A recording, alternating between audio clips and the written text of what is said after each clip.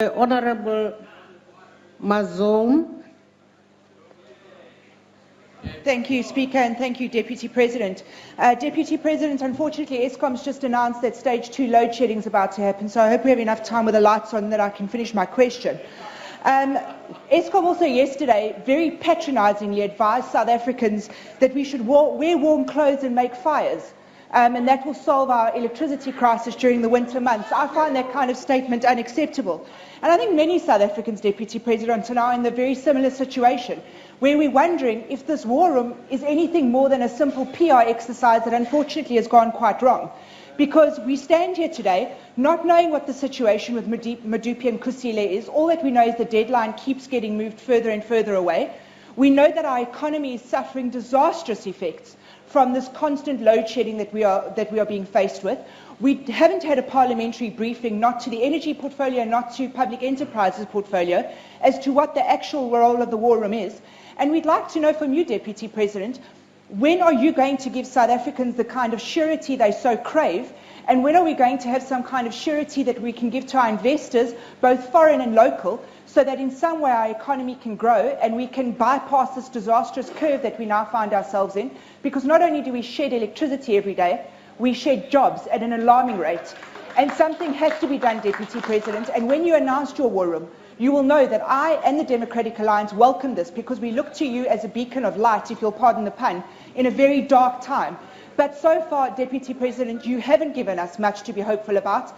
And you, Minister Radebe announced the 5-point plan. I would like to know from you, how far are we with this 5-point plan? Have we actually achieved anything of this the 5-point plan? And what can we expect going forward for the next 6 months at the very least? Honorable Deputy President. The issues that you've raised, Honorable Member, have been canvassed quite extensively in this Parliament. Not only the Minister of Public Enterprises, but the Minister of Energy, and indeed the President himself, has stood in this podium and addressed this issue, and has said, this is a challenge that we all face as South Africans, and we are not sleeping on the job. We are working at it.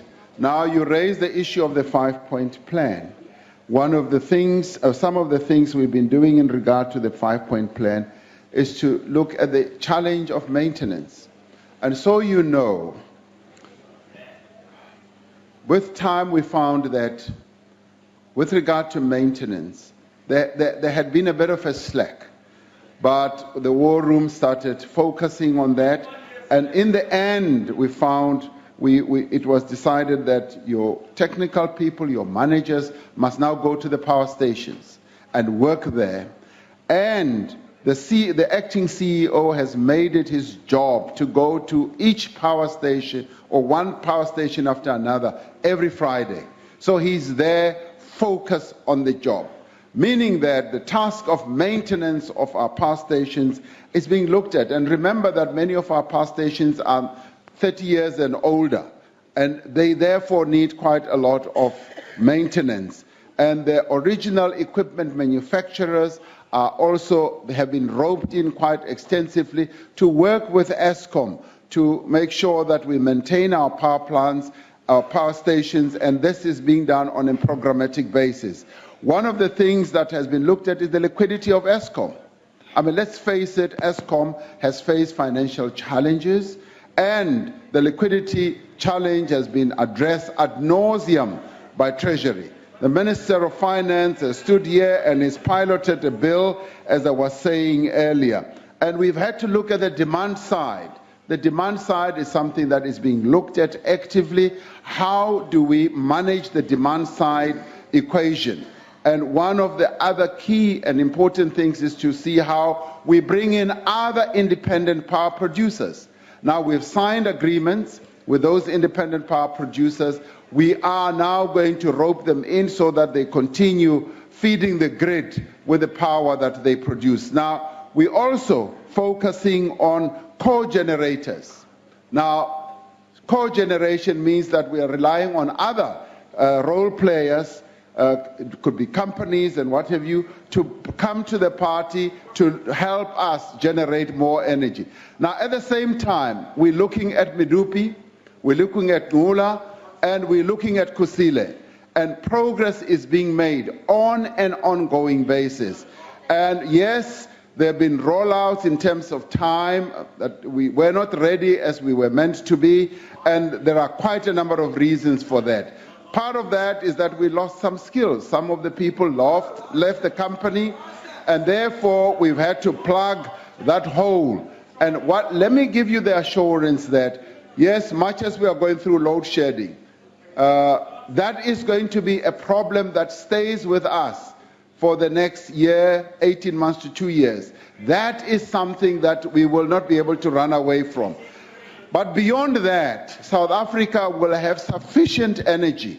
You have to travel around the world and find that we are not the only country that is facing energy crisis.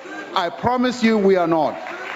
You can go to the great United States of America, you can go to Europe, you can go to Southeast Asia. Many countries have gone through the challenges that we are going through. But the good thing with us, we are not sitting on our backsides. We are addressing these problems. This we are going to continue doing.